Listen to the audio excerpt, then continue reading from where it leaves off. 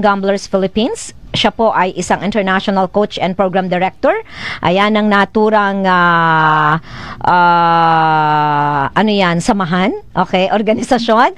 Mga kapanalig, via Zoom, makakausap po natin si Ginoong Regan Praferosa. Magandang umaga, sir. Welcome sa ating program.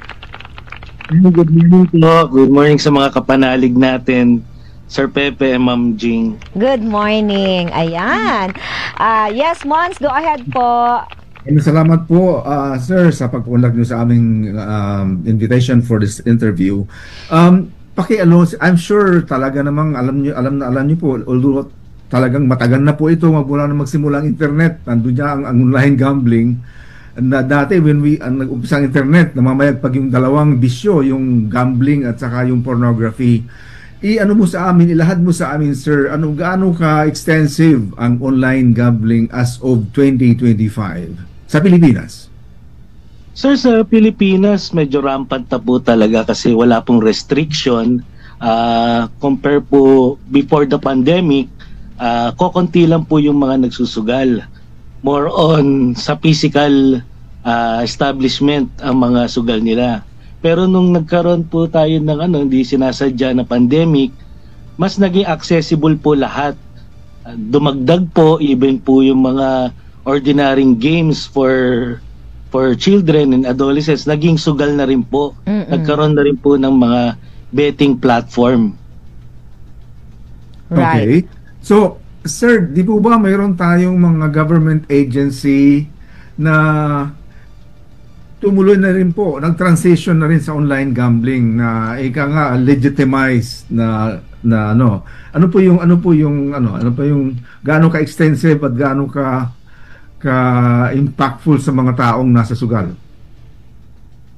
Sir, yung laging makikita ng mga user natin sa phone sa lahat ng platform ng social media, nakakabahala po yun kasi even po yung ordinary messenger natin, nagbibigay po sila ng ads and links para madaling makapasok sa mga site po ng mga sugalan. Opo. Pero ang tinutukoy ko po yung, di ba, Pagcor, huwag tayong lumayo. Di ba may mga online na rin siya? License po yan. Lagana po yan. Maybe mas lagana pa po yan sa mga illegitimate galing sa ibang bansa tulad ng China at iba pang mga bansa.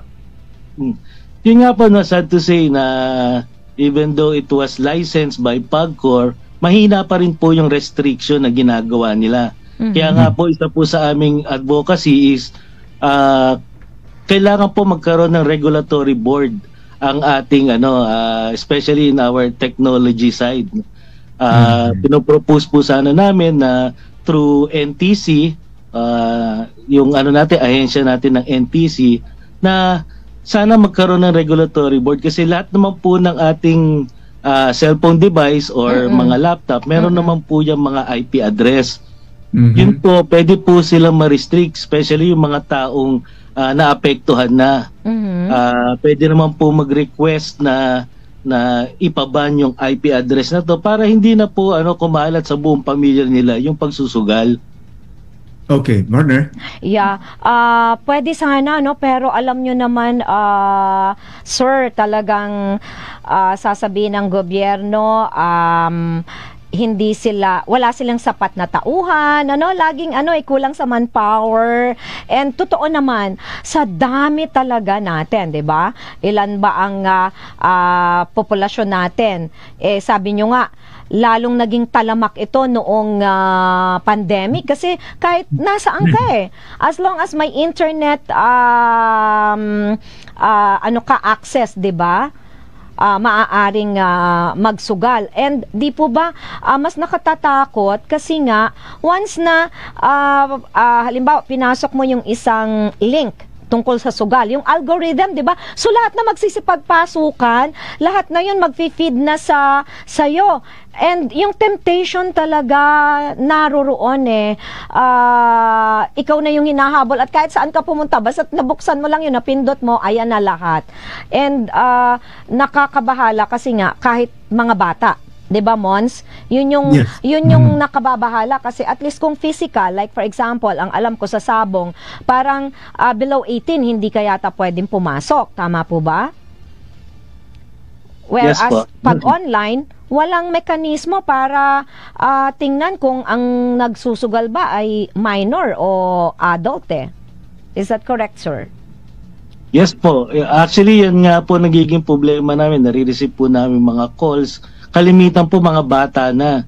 Especially pag nagkaroon po ng access yung mga anak sa mga online shopping ng mga magulang nila, nagagamit po yung mga pins, yung mga cookie file ng mga paying wallet ng mga magulang. Kaya po ngayon po marami pong mga kabataan na nalulunong po sa sugal. Right. Opo, maraming Mons, maraming akong kakilala, yung isa hindi na nakapagbarko nung pandemic so nagsabong online. Ayun, naremata yung bahay, naghiwalay, as in yung social effects epekto nito hindi lang dun sa taong nagsusugal buong pamilya ang nasisira and eventually buong komunidad. So sa inyo po, first time ko po to be honest na marinig itong Recovering Gamblers Philippines. Ayan. Ano po ang ginagawa ninyo? Ano po yung kino-coach ninyo? At ano po yung mga programa po ninyo? Isa po yung nagbibigay po kami ng mga hotline. Pwede po sila magtanong sa amin regarding po doon sa pagsusugal nila. Ano na po yung degree na pagsusugal, and we also give psychoeducation, awareness sa mga tao na nalulung na. Kasi mostly naman po kasi ng mga yan is they thought na financial problem lang yun nangyayari sa kanila. Pero for us kasi gambling is a emotional disease. It was triggered by emotion. Kaya kailangan po ayusin yung individual in regards po sa compulsion nila. Okay. Addiction kasi ito nakaka-addict itong sugal sa lahat ng or kahit anong forma ng sugal. Tama po ba, sir? Yes, mas severe po na addiction to kasi compare po sa alcoholics and mga drug addict, sarili lang po nila yung sinisira nila. Katawan lang nila. Right. Pero po sa gambling kasi, once na naglaro po yung sugarol, ang nagkakaroon ng hangover or epekto yung pamilya. Correct. Kasi nasisira po yung financial stability ng buong pamilya. Correct. Opo. Mons, ayan. Nakalulungkot din talaga. Sorry ha.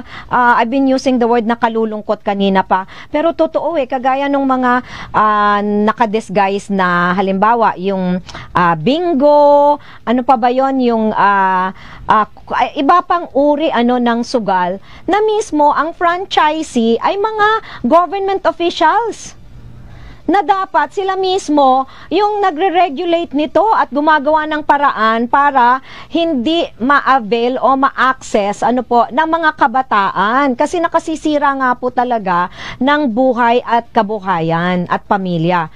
Like 'di ba, itong isang kilalang mambabatas na taga Negros. Ayan.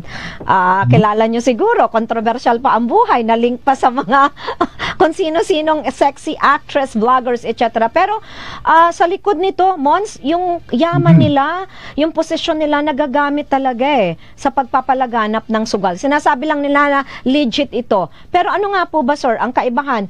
Legit ito, legitimate man, legal man, or illegal, pareho ang epekto. Tama po ba? Sa mga nagsusugal. Yes po. Yun nga po yung kakulangan po ng restriction sa bawat independent or government-owned na sugalan, sobrang baba po ng na restriction. Kung gagayahin lang po sana natin ng Singapore regarding this kind of amusement, yun po kasi ang nila amusement. Approach nila amusement. Mas pinapahalagaan ng Singapore yung mga mamamayan nila. More on gusto nila mga turista sana ang maglaro kasi nga alam nila yung impact na pwedeng mangyari once na naging unmanageable na po yung tao sa pagsusugal niya. Oo. Partner, may pahabol lang po ako. Go ahead, Mons. Alam mo sir, ang hirap talaga, it's really mahirap ma-regulate kahit ang ating pamahalaan ng online gambling dahil nga sa napakaraming pupuntahan sa web of things sa internet, ano po, kahit nga itong di natin talagang ma-stop itong fake news. Pero I was thinking, ano kaya, possibilities. Hindi natin pwede makontrol yung ang payment gateway kasi nitong mga to ay online din. So may mga payment platforms, may mga international na natin kaya tulad ng Amex, Visa, international po yan. Pero mayroon tayong mga local na hanggang ngayon connected sa gambling sites. Kung tutuusin, yung halimbawa, GCash, yung PMaya, yung mga local natin, kung i-stopin nila yon, malaking bagay, mawawala yung online gambling. Kung itong mga to ay nasabihan ng pamahalaan, cut your link to gambling sites para walang mga payments. What do you think? Oh yeah, i-restrict. I-restrict, oo. NTC lang pong may kakayanan na gumawa ng ganun, sir, ma'am. Kasi kung maalala nyo po nung panahon po ni former President Duterte, naban niya po yung mga porn site through our NTC. So, pwede pong malimitahan yung mga links and mga keywords once na in-apply po to ng natin, ahensya ng NTC. I see. Okay, so meron pala. So ang panawagan natin sa NTC, no, na kung maaari i-block ba yung mga payment transactions na may kaugnayan sa sugal? Yung mga links po na pwedeng magkaroon lang po ng isang regulatory board or committee sa NTC regarding excessive gambling na pwedeng i-request ng mga pamilya na iban tong IP address na to, malaking tulong na po yun. Kasi ang binaban naman po yung may request yung may aware po yung pamilya na para ipaban nila yung IP address nitong mga gadget na to. I see. Okay. One last question po, Sir Mons, ano po daw yung kaibahan nitong Pigo at Pogo? Kasi ayan, napaalis na, 'di ba? Total ban na po. Unti-unti nang naipauuwi yung mga Chinese nationals na link po dito sa Pogo. Pero may Pigo naman. So, ano po ang pagkakaiba nito at ano po ang magiging impact din naman sa atin itong Pigo? Actually, mas delikado po yung Pigo kasi inshore po yun. So, ibig sabihin, it caters only the Philippine market. Not like with Pogo, international po ang kinikater nila. Ginagamit lang po nilang hub yung land po natin, yung bansa po natin. Pero for the Pigo, ibig sabihin monopolize na nila for domestic consuming. So mas delikado po 'yon kasi kumbaga mas binibigyan mo ng pagkakataon yung mga kababayan po natin na magsugal. Is that correct? Yes po. Pera po natin ang mauubos doon. Not like with Pogo, pera po na ibang bansa kahit pa paano is nagkakaroon po ng income ang bansa natin kasi sa mga taxes and sa mga rentals.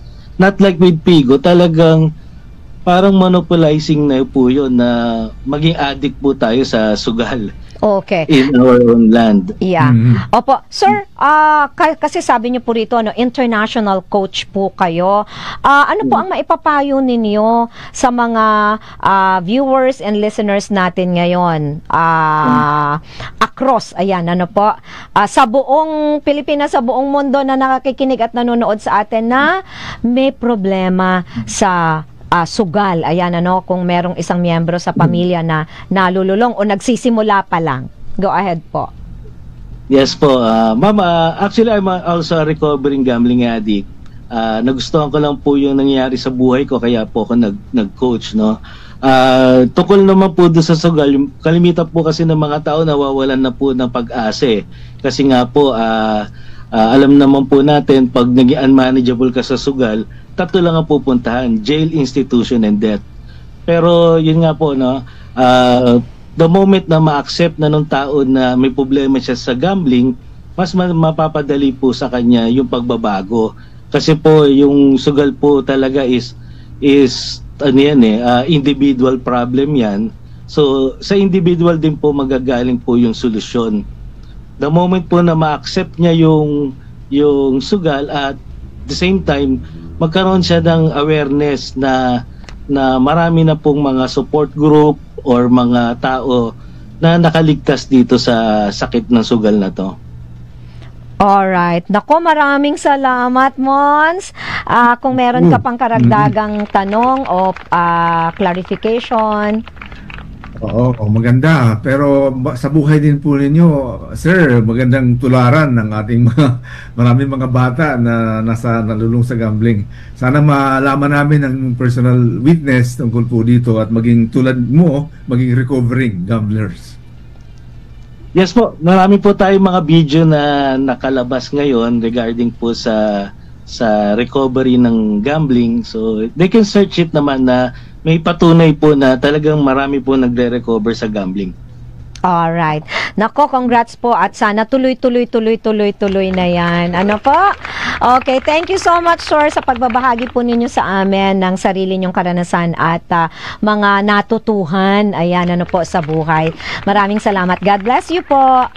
Salamat po, ma'am. Alright. Sir, salamat po. Alright, welcome po. At thank you so much. Si Mr. Regan Praferosa. Ayun.